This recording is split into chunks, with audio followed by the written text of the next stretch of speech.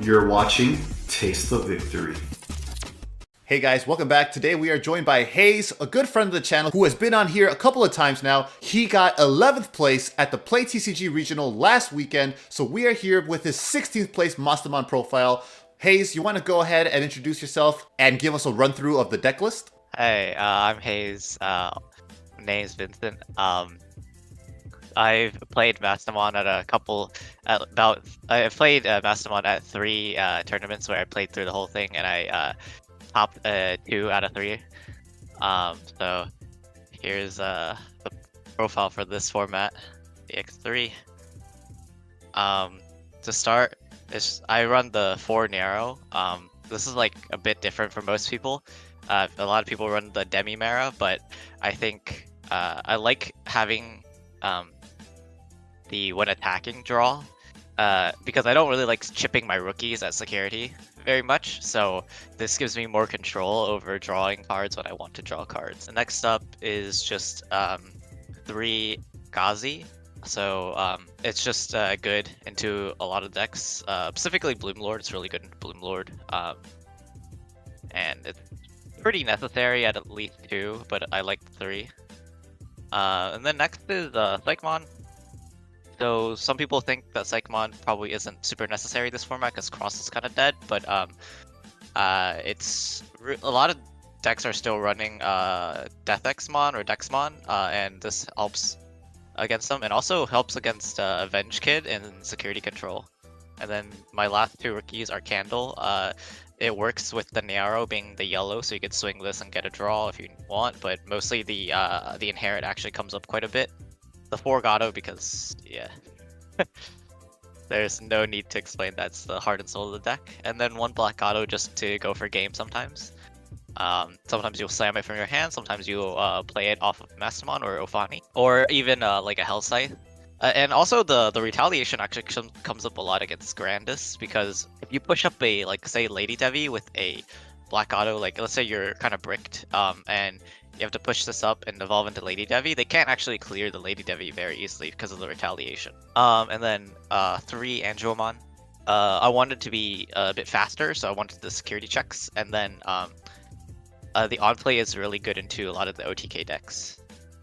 And then just the 2 Magna, because you still need to recover, but I valued the Angewomon a little bit more for this format, just to be able to get more speed and also slow down OTK decks. But this is still really good into like chip type decks like Deep Brigade. And then 3 LadyDevimon, it just evolves for 1 and then draws 3, discards 2, so it's pretty good. And also the inherit helps clear away annoying floodgates. Maycrack, this card is super important in this format. This is like at least 2. Yeah, I don't think you can get away with running 1, because not only does, when you play this off of Flame Hellscythe, you can get minus 9k, so which will kill promo Wereguru. So that's a really important threshold to hit, the 9k Hellscythe. And also this clears Pomumon from Bloomlord, and otherwise you can really be stuck not doing anything against Bloomlord because they're stopping you from playing cards by effects. So this you evolve, like, say LadyDevimon on top of your Gato, and then you play this and then activate its on play to delete the Pomu, and then you can DNA from there. 2 Lucy just pops Tamers in level 6. This is like standard. 4 Mastemon. I know some people weren't running 3, but I can't really ever see myself running 3 Mastemon. You just really always need to see it, and a lot of games will go to the point where you need to see all 4.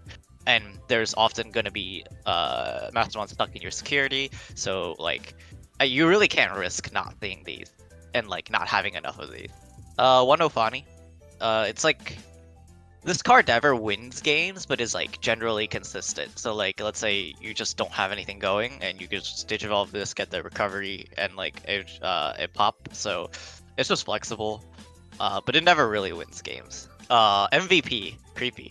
I played against 2 Secon players at the tournament, and I milled both of them out with this. What is your deck count? Yeah, the card basically gives you an alternate win con in mill out. So, and then security controls are actually like a top 3 deck in the format right now based on statistics. So you have to run this. But like even outside of security control, it comes up against Bloom because they'll often make a wide board, so you can pop off a creepy. And also like it came up versus D Brigade too, just getting a free play because they like kind of spam out their rookies. Venus, Tasty's favorite card. What? This like wins you the Melga matchup. You make your DNA play to clear their board, and then they have to rebuild in the back, right? So then your last, and then you just Digivolve Venus, and it's kind of over. And then you make Melga's life miserable. Yeah, especially if they commit to the promo where Guru in the back, and you Digivolve this on the board. Yeah. They're kind of screwed. Yeah. They have to kind of out it with the Takaitis, but that's why we run the Angewomon for speed. You don't want them to be able to find their out to the Venus. You want to like start swinging.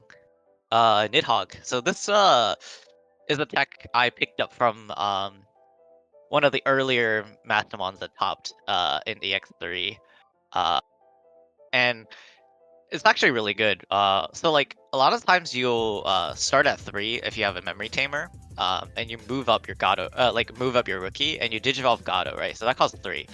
And then you go, if you go to LadyDevi, they'll pass turn normally. But then if you discard this, you'll keep turn. And then at that 0 point, you can then slam something in DNA. So this gives you a lot of like flexibility to make plays in situations you can't, you wouldn't have been able to normally. Another use is like, so this is another reason why I like narrow, because I could kind of control when I want the memory gain. So if I swing something, and I can just discard the Nidhogg to get that memory. I have actually Digivolved Nidhogg for like straight up Digivolve this before, because it's a 3 cost to evolve. This I also run the Ordinemon. So 3 cost to evolve probably doesn't pass turn, so then you can Digivolve this and then be able to get the Ordine play off. But yeah, Ordine.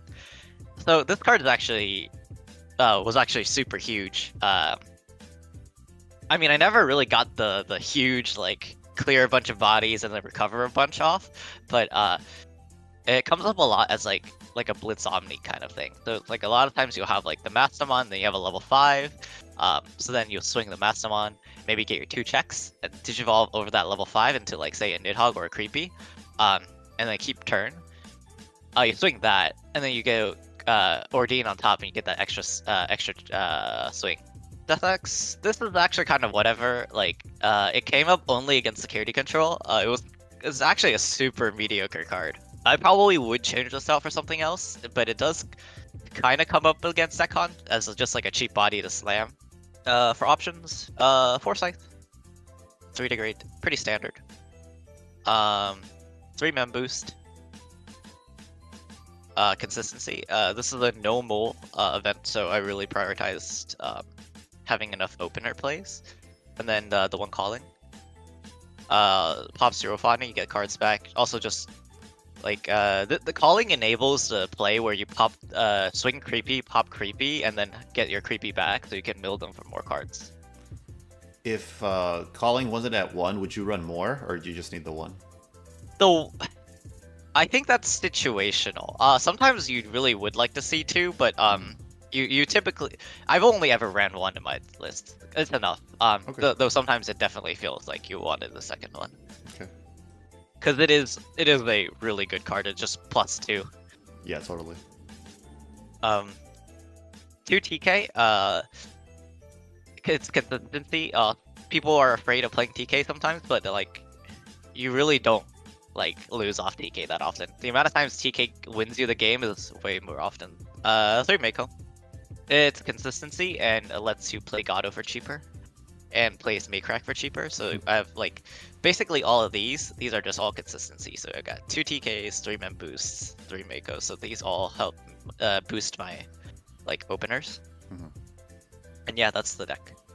Awesome. Thank you so much for taking us through the list. So in this tournament, what matchups did you see, and what would you say was the hardest for Maste? Okay, so round 1 was Sekon, round 2 was Bloom, 3 was Melga, and then another Melga, and then Gaio, Sekon, D Brigade, and Bloom. So I went 6 wins and 2 draws. I drew against Gaio, and Bloom. So out of all of these, the hardest matchup for me was Gaio, because the Greymon X protection is really strong into Mastemon, and it basically forces you to degrade their stack. But that's like you really never want to have to do that because it just costs so much. But yeah, I played against 2 Secon and I won all both of those matchups off this. Melga, I think so. So the thing is, this event was no mole, so a lot of times you do just brick and lose your game, but then like you can like bring it back after like if you brick round 1, you bring it back round 2 and 3, or like game 1, you bring it back 2 and 3. So yeah, Bloom. My final round Bloom was pretty hard. I think overall, out of these, the matchups that were the hardest was just the Gaio. Melga was fine. Venus comes up huge. And also, I think that like Melga players aren't aggressive enough into Mastemon, so I kind of took advantage of that. They just gave me too much time to set up. Yeah, they're scared. Yeah, like you can't play scared into Mastemon security as Melga, because if you do, you're just gonna fall behind. Let them set up, and then like they find their Venus, and then life's just hard for you.